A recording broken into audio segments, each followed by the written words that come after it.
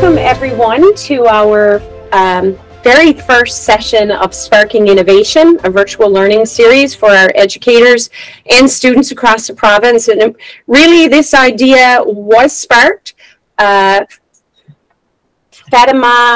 is okay, yeah. Admit. This idea was sparked through a learning partnership with techNL and PolyUnity with Jacqueline Lee in my window here. She's at the top of the screen. Conversation. Hi, Fatima. Welcome. Sorry for the mix-up with the links. Really a passionate group of people wanting to build relationships and connections, meaningful relationships with education, teachers, and students around learning partnerships with the business community. Really trying to provide students an opportunity to learn about the really diverse careers that are available to them in the area of our NL Tech sector and STEM, opening it up to all students so that we can all see ourselves in the opportunities that some STEM future opportunities that may be out there for us. And there's lots of ways in our schools that we can begin to integrate particular thinking and practice that will support this. When we think about creating opportunities for deeper learning and incorporating the global competencies in the learning environment, that coupled with leveraging digital tools, a variety of digital tools, are ways that we can really start to think more creatively and critically to help our students see themselves in a career that is futuristic. So I'm going to pass it over to Susan Kelly. Susan is really going to be leading. And for those of you who don't know me, my name is Nikki O'Brien MacDonald, and I work with district, with learning, innovation, programs, all that fun stuff. And I did have the privilege, myself and Katrina Moores, to connect with Jacqueline and Susan. But Susan is kind of going to be our lead, coordinating with our business community today, Carnegie Learning, and we are so grateful that you are here to join with us and share your story and make some connections for our students and our teachers. But Susan, I'm going to pass it all over to you, okay? Sure. Thank you, Nikki, and thanks everyone for joining. Welcome. We're so excited to kick this off today, and please bear with us with any wrinkles. As Nikki said, this is our first session, and we're really excited. So I'm not going to take up too much time. My name is Susan Kelly. I work with techNL, and my role in this is, like Nikki said, coordinating our business community. We have a ton of people who want to speak to students, tell them about their passions and their interests in technology and innovation. And they're going to share with you some really cool stories, some of the really interesting work that they're doing, and give you some thinking to do about what you could do now in order to get prepared to come into the tech sector when you graduate high school.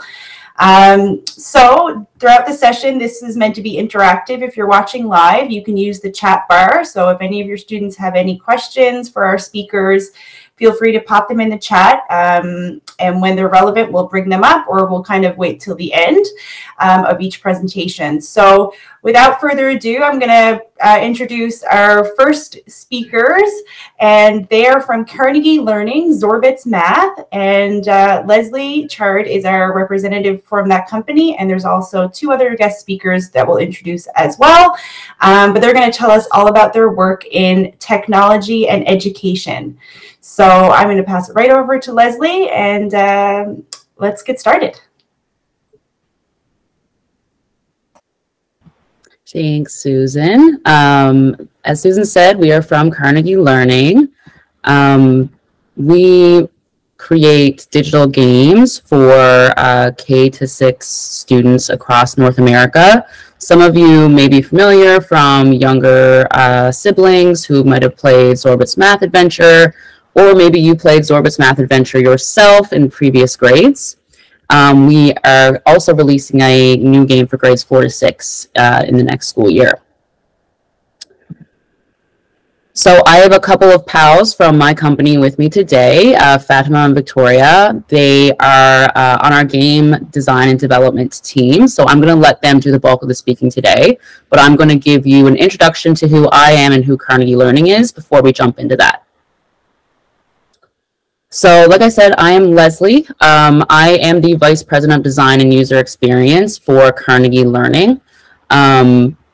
Carnegie Learning has an office here in St. John's, so we have a pretty great group that work locally, but we are a remote-friendly company, so we have employees all across North America.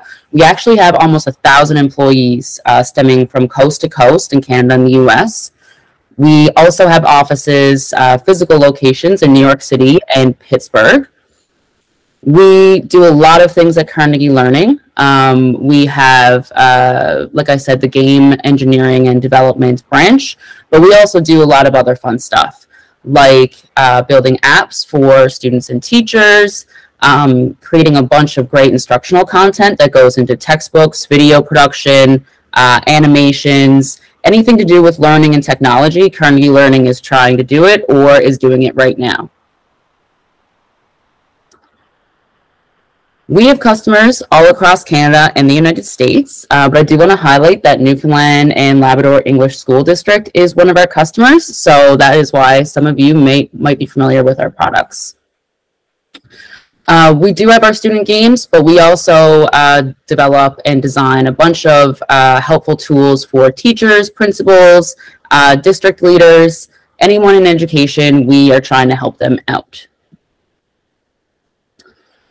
So what is a Vice President of Design and User Experience? I ask myself that question every day, but really I am in charge of leading all the design across all of our technologies that we're developing. My day-to-day is just supporting my design team, supporting all of our design efforts, making our apps and technologies pretty and easy to use. And I also have to do a lot of travel with my job as well. So going to conferences, talking to users across North America, which is a huge benefit of being in tech. For my job, I have a degree in computer science, but that wouldn't really necessarily be necessary to be in my position. You could have a degree or a diploma in design or any other type of technology course to get to where I am. And just to quickly highlight some of the things that my team has recently worked on, we are producing a bunch of new textbooks for elementary students. So we have these really fun book covers, as you see here. This would be the front cover, and then the left section here would be the back cover. We are also creating a student portal for all of our various games. So we have some designs here. And this is just highlighting some of the teacher tools that we're currently designing as well. You can get a lot of different resources locally here to jump into tech. I did want to highlight selfishly my own passion project, Digital Waves. So Digital Waves, we run programming for gender diverse youth and girls age 11 to 18. We are geared towards getting more diversity in technology. So our programs are all about learning digital skills in a fun and collaborative way. And we have a new program coming in fall 2024. You can go to our website, digitalwavesnl.ca, to subscribe and learn more about that program once registration opens very soon. To learn more immediately in a social and hands-on environment, I cannot recommend STEM for Girls enough. So stemforgirls.ca, they are a local organization. They are also my partner for Digital Waves. You'll not only get a taste of what technology is through that program, and it is absolutely free, you'll get a taste for all STEM in that program. And there's a couple of other links here that I will make sure to share out afterwards as well. So without further ado, I'm going to pass it on to Fatima, and she's going to tell you what it's like to be a junior game developer. Hi, I'm Fatima. I think for me, as it says, my job in 3 words is fun, dynamic, and challenging. It's a new challenge every day, I think, and it's a new puzzle to solve every day. I never really thought I would get into game dev. Me getting into computer science was a very practical decision for me. It was more like, yeah, it has room for innovation, it has good job availability, a flexible environment. But I think in the end, like when I was when I was doing my bachelor's degree at Mon, I quickly realized that I really loved making games, and somehow I landed this job, and when this opportunity came in. Um, Next slide, please. My passion project, most of my childhood memories consist of playing video games. I have spent countless hours playing games. Some were just for fun, and some shaped me through the stories they told. And I hope to develop games that will bring similar joys to their players. This motivated me to work on the prototype of an action RPG as an independent game developer outside of my work at Carnegie Learning. It is inspired by some of my favorite games, and I'm really passionate about it. Next slide, please. Fatima, can I interrupt you? I want to know what an action RPG is, and I don't know if anyone else doesn't know what that is. So an action RPG. So an RPG is a role-playing game. I actually thought about putting it in brackets there, but I didn't. Yeah, but it's a role-playing game. So I think it's similar to the games that I actually mentioned as my favorite games. Some of the games would be like Genshin Impact or Undertale. Some of the role-playing games, Tomb Raider. So it's games like those where you actually are the character and you collect items, and it changes the course of the story. Things like that. Next slide, please. And the games I worked on with the Zorbits team would be Zorbits Battle Adventure and Matstoria. Next slide, please. So this is a little bit of an overview for Zorbits. I think just to, I think something that I didn't know before I was myself a part of a game development team is that game development consists of a lot of components. There is a game designer who designs the games. There are artists who actually concept and make it look pretty. And then there's me, and I bring it to life, those ideas to life, and I implement it in code.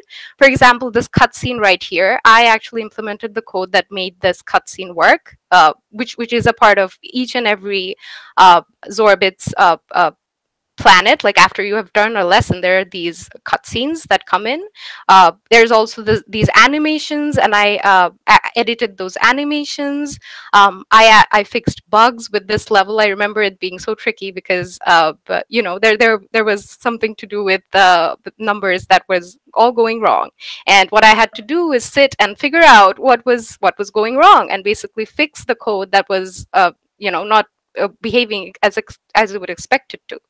So that's definitely something that my day looks like, just some of like a little bit of critical thinking and trying to figure out why something isn't working or why something would work in a better way if I did it that way. Yeah, these are more concepts. And when it comes to Matstoria, this game is very close to my heart. I think that's where I was at the beginning of Matstoria, and we're still developing it. It's still not done yet, and we are still working on it. And it's something that I've been a part of from the beginning. And I think what we try to do with these games is make games that are that students can really connect to and find themselves as math problem solvers. And I think that's really cool. And that's what our objective is through our products. And there are some skills and resources. So how I began was I followed a Udemy tutorial to build a very tiny game. Spoilers, that's a spoiler. Like I have a little bit of a photo there in the end. What software I use is to build games is the Unity game engine and the Microsoft Visual Studio. So anything that you saw, the code that was written was used using C# programming language and the Unity game engine. So it just makes it more streamlined. If you are actually interested in game development, I would recommend, just like myself, watch some free YouTube tutorials, or make a fairly simple game where you can really make something move on the screen, and it will inspire you to do something even greater, I think. And there are some links there if anybody's interested. And that's the spoiler. That's my first what my first game looked like, and I think that shows that you need to start somewhere. And my first game did not look the best. It was like a rendition of the Zigzag game, and it was just a little sphere moving and like you collecting points. But I think I've come a long way, and I think that's what it is. Like, if you are interested in game development, I really suggest you to just take a just make a fairly simple game, and you don't know where it will take you. Fatima, can I interrupt again? Yeah. I wanted to ask you, when you're developing something like your first game and you run into problems that you don't know how to solve, how do you get past that challenge and get to the point where you can move forward? I think especially for developers, like, one thing that you really need is a lot of patience. There's nothing that you can't solve. It's always like a new puzzle every day, and eventually you will solve it. So you always have to keep that mindset. And another thing, like, we are professional Googlers. Like, you have to Google, and you have to do your research, and you have to find out, because there's a solution for everything. And chances are what you're facing, someone has faced something similar, so there's always some resource. There's also, like, especially for Unity, there's the Unity forum, and people can look at that and find solutions to, like, common problems. Yeah. Fatima, I have a question.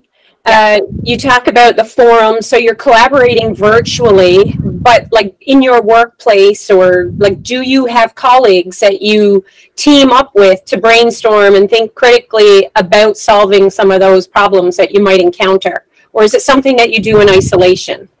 It depends. Now, it depends on the project. It depends on the scale of the problem. Like, there are some problems that I know that I can figure out myself, so I wouldn't really ask a coworker to help me out with it.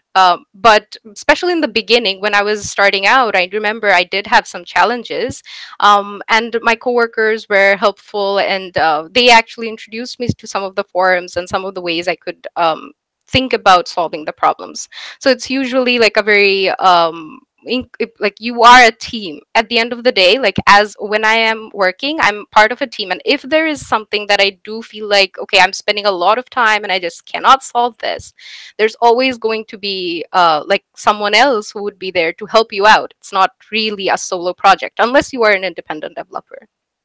Yeah. Any more questions? Okay.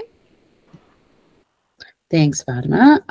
So next I'm going to introduce Victoria Poole, who has helped design a lot of the art and animations that you saw in all of those screenshots that we just went through for Zorbits and Mastoria.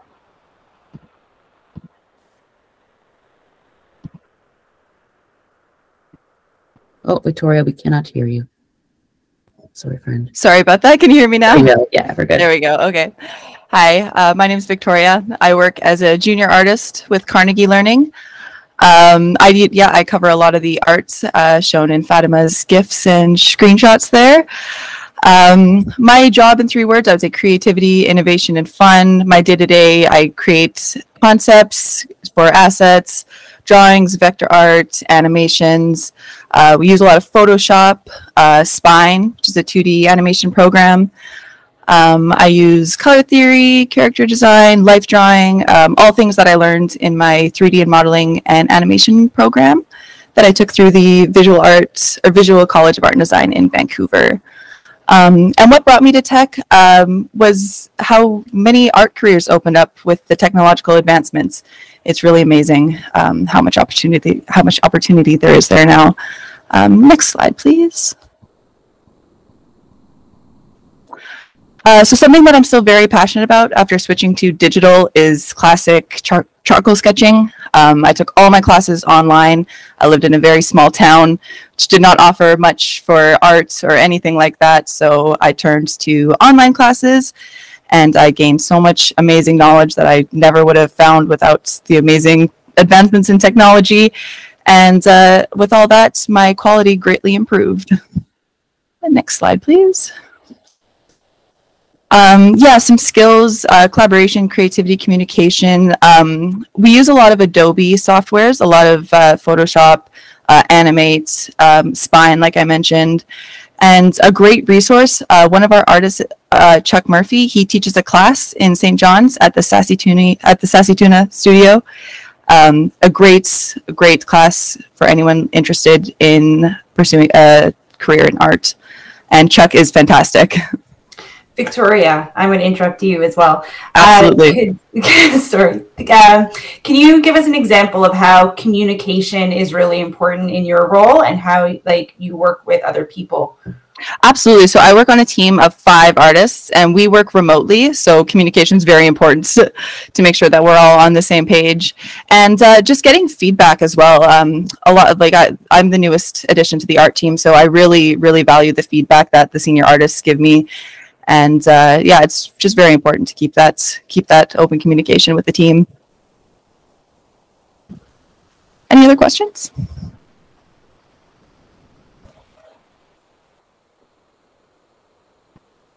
So we'll have some more time at the end in case you have any more questions for myself, Fatima, or Victoria. I did want to highlight first, before we go into that, why diversity in technology is really important. So what we are building on a small or large scale, whatever your project may be, is the future. We are developing tools and building tools and creating tools to make people's lives easier, better, and shaping the way that humanity is going to interact with each other, how we're going to do our jobs. So if you think about it from that place, that the technology that people creates impact in the world, we want to make sure that that technology is created by diverse people, because only a group of diverse people are going to ensure that that technology is suitable for everybody and that everybody's voices are heard in that technology. We also think that technology and making sure that there's a diverse community behind it is important, because diverse people and a group of diverse people will bring their own unique perspectives into the ideas that form that technology, which will make the technology more creative, more unique, and will create a higher advancements into the technology that's being built out into the world. We also fundamentally believe that there's room for absolutely everybody. So no matter what your skill sets, no matter what your talents or your dreams and what you want to do with your career, there is likely a job in technology for you. We touched on a few things today, leadership, coding, art, design, but there are other things as well in coding, that in technology, that you will discover through these series. And see yourself potentially in one of these roles. So it's a lot to consider when it comes to technology, but I will say that there is room in this industry for absolutely everybody.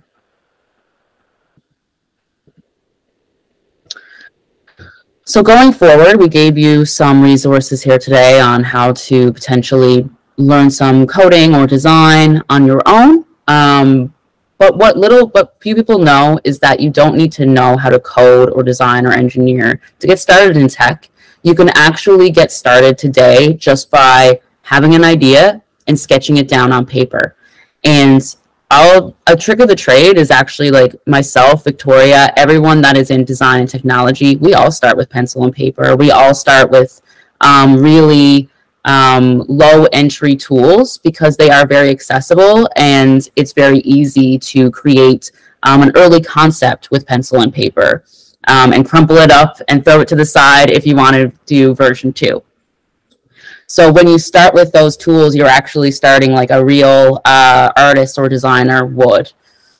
You can take it to the next level in every step. So as you start forming and solidifying your idea, you might learn how to use Figma or another design tool to bring it to the next level.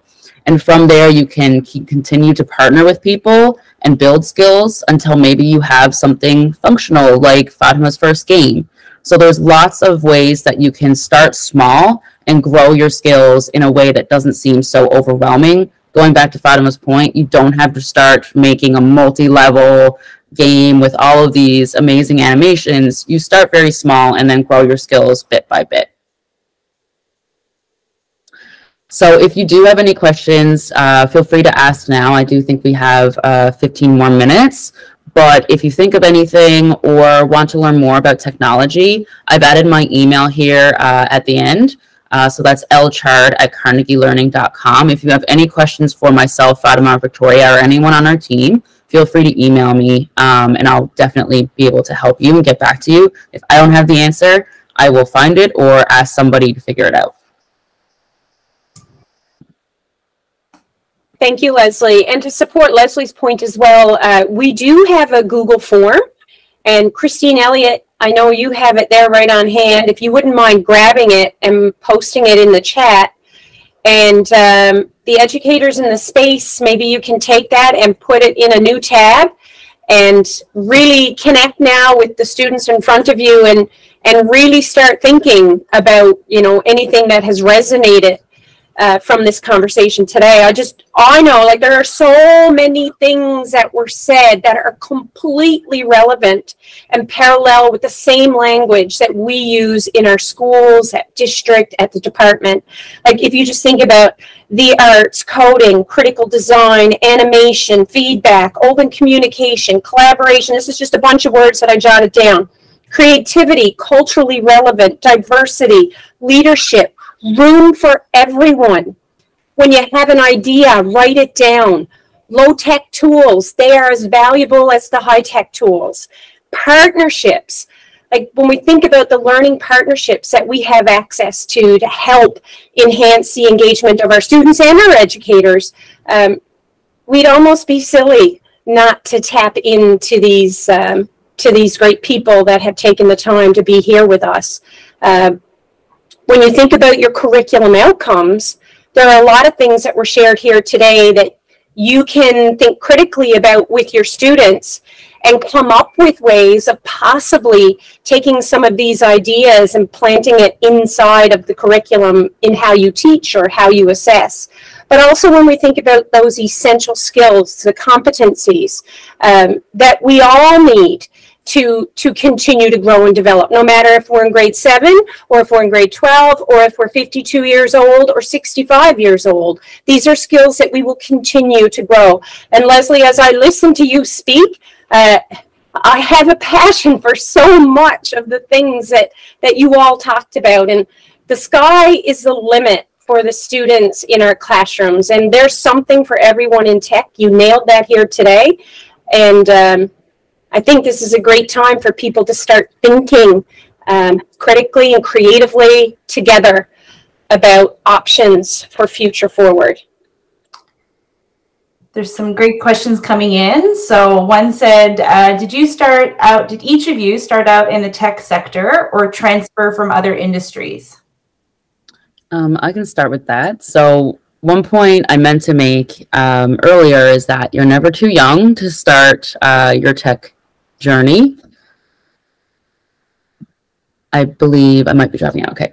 You're never too young to start your tech journey. I actually started coding and designing when I was 9 years old. So I have always been in this industry. I even did like some websites for local businesses when I was in high school. And then I went directly into computer science after high school. But I will say that a lot of people in this industry, and I would say maybe the majority of people in the industry, don't have the same direct path that I did. So I'll pass it to Fatima and give her perspective. For me, I think, like I mentioned before, I didn't ever think that I would be a game developer in particular. For me, it was a practical decision to get into the tech sector when I chose my major. But then I always loved games, and somehow it just all fell into place for me, thankfully. And yeah, so my love of making games, I just somehow came to realize that, thankfully, very early on during my undergrad, that yeah, that's what I was meant to do. Yeah. And in terms of coding, though, I did start coding way before. I started coding in high school, actually. So yeah, for me also, I think I was pretty much in the tech sector. Yeah. I started as a graphic designer in a print shop for a few years and realized I had a passion for art and the computer side of it. And I followed that to a 3D modeling and animation program, which also led me here, and things kind of fell into place for me as well. It's awesome to see so many different interests and that you can really do what you love for your work, which I think is really exciting about technology and working in this sector. No matter what your love is or your passion is, you can really work it into a career that could be really meaningful and successful. There was a question as well I had that kind of fits into, I wanted to ask myself. Gamifying is this whole concept that I've learned of recently. So taking either learning or training and making it so that it becomes a game for the learner or the user. And that's what Zorbits is, right? It's an educational game. So what do you think is exciting about the whole idea of gamifying learning for the future? Like, where do you think it's going to go, or what do you think is exciting about the possibilities? When it comes to like math, what my experience was when I was in high school and even in elementary school is that when I learned math, it was all about memorization and repeating back the things that my teacher was telling me, but not really fully understanding how they could be used in an authentic and real world situation. What games do, they not only make the learning more engaging and more fun, but especially looking at a product that we're developing here, because this is one of our core values, we're trying to let you see how math can be used in a real world and an authentic situation. Now, I will say that Zorbits is definitely beyond that, considering we have levels where you're throwing water balloons at squids. So it's not exactly the most authentic experience, but it does give you an idea of how math can be applied in really fun and engaging and creative situations.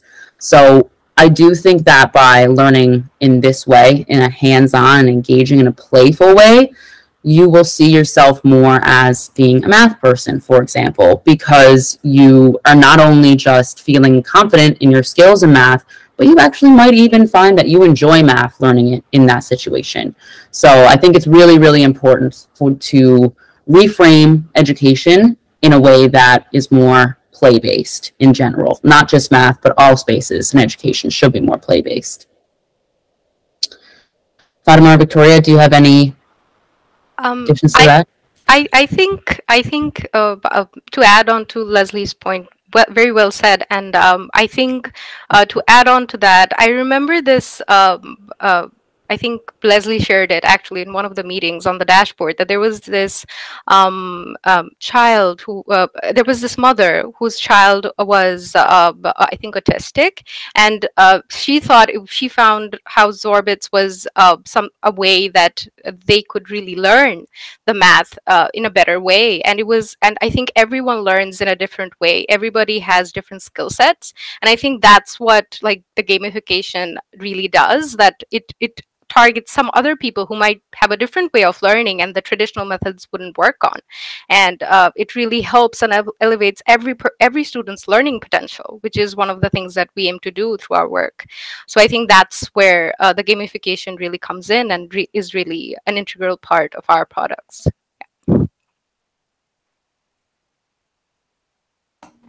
Excellent. Thank you. Thank you for those answers. We had one more question there, and I'm hoping some teachers are frantically typing in the chat box. What do your students want to know? This is their chance to ask our presenters. But there's non-technical roles in technology companies as well. So each of you work in more of like a technical side, working with the technology itself. But what are some jobs at Carnegie Learning and Zorbits that aren't that technical? Yeah, I can take that one on. So we have for a great example that everyone will be familiar with, we have a bunch of teachers that work with us that help us make sure that the actual games and the way that we are structuring the lessons in the games are very true to real education and real outcomes that teachers would want to see. So we have a bunch of teachers who help us with a lot of that stuff. We also have marketers, so people that would help find potential customers or get the word out about our products that we're trying to get districts to adopt and get more kids and teachers into our products to help them out. We also have folks that will help sell our products, so engage with potential customers, create relationships, and help them get started once they purchase. And then we also have people who would help teachers and students who might have trouble accessing the games, who might need some technical support. So there's lots of different options when it comes to that stuff, and I'm probably just touching on the surface of what is out there in terms of non-technical roles. Exactly. And a lot of those speak to some of those core competencies like collaboration and communication. So if you're someone who's really good at talking to people and, you know, getting a message across, then that could be a really good fit working in that type of role, like a marketer. One of the founders of Zorbits, Matt Murphy, worked at Dorset Collegiate in the past. That's what someone said in the chat. Maybe that's true. Yeah, I think Matt Murphy is back actually in the classroom. I feel like he's at Larrysbrook, but I might be wrong. Cool. That's excellent. Yeah. Awesome. I'm not seeing any other questions in there. I'm not sure if anyone on the, on the call has any. If you'd like to unmute, feel free to jump in. Don't be shy. I just got a quick question. If in one of your game development, like the process of, I guess, developing a game, roughly how many people might be involved in that, like on the technical side of it? I will let Fatima answer that question because she has better idea of the number of people on her team. So I think our team has been growing. I think initially when I started, it wasn't really a lot of people, but right now I think it's for us, maybe it's a team of 20, maybe. I'm thinking, if I'm not mistaken. Yeah, I think somewhere around that, like 15 to 20 people, maybe. Do you think I'm hitting that ballpark, Leslie? That sounds about right. And that would be, the majority of those people would be coding and helping build the product. But a fair few of those people are also coming up with concepts, trying to make sure that what we are building towards is the right thing. And that is a lot of different things. So it's, is it what teachers and students actually want to see and is actually going to help them? Is it something that we can sell out there in the market? So is there people who are willing to buy this thing? So there's a lot of consideration when we are coming up with those concepts. And then, of course, we have people like Victoria and Fatima who will help not only build it, but also make sure that it is visually beautiful and really engaging for the students from a creative and art side as well. Excellent question. So we're just getting close on our time. So I wanted to reiterate some of the resources that Leslie and Victoria and Fatima shared. If you're interested in doing some work now in high school or junior high to kind of get some new skills, check out Digital Waves, Newfoundland and Labrador. They're going to be having a really cool competition. STEM for Girls is a provincial organization with resources all across the province for folks to learn about different skilled trades and technology. And I believe you also mentioned Canada Learning Code. So they have a girls learning code and other projects within that organization. So if you're curious and you just want to dip your toe in and you're not sure if you'll like it and you don't really want to commit, these are some really great ways to just to see what's out there and to learn from some different people. Teachers learning code too. Thanks, Matthew Grant. Exactly. Everyone can learn code if you want to. So I'd really like to thank Fatima, Victoria, and Leslie for taking the time out of their busy day to share about their work in educational technology at Zorbits Math by Carnegie Learning. And as Nikki has mentioned, there's a Google form that's going to be open. And if any questions come in after the session, or if you're watching the recording, please use the link to submit questions, and we will direct those questions directly to our speakers and connect you with the answers there. So we really hope to keep the conversation going, and we want to make this as interactive and accessible as possible.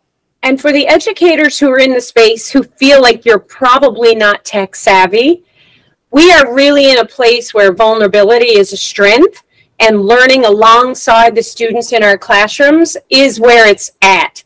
They have so much knowledge and skills to share with us, and they are excellent teachers. So lean into it, lean on them, support each other, and embrace some of these ideas and connect. We got a lot of program specialists in the place. We all have program specialists within our families of schools who can support you with this. And we all now have a connection to Susan and Jacqueline and Leslie and Fatima and Victoria. And we're all very grateful for your storytelling here today. It's certainly hit home on a lot of really important messages that we want to support, that we all need to be a part of, really. So thank you, everyone. And thank you, Matthew, for joining us from the Department of Education, Michael Broadbent from NLESD and Brilliant Labs, and all of the program specialists. I see you on my screen. And thank you, Dorset Collegiate, for thinking outside the box and changing your programming for the Mondays on every day that this session is falling on. We got to someone needs to get on Twitter from Dorset and share that and encourage others to do it. And then we'll give you all kinds of retweets. Take care, everyone.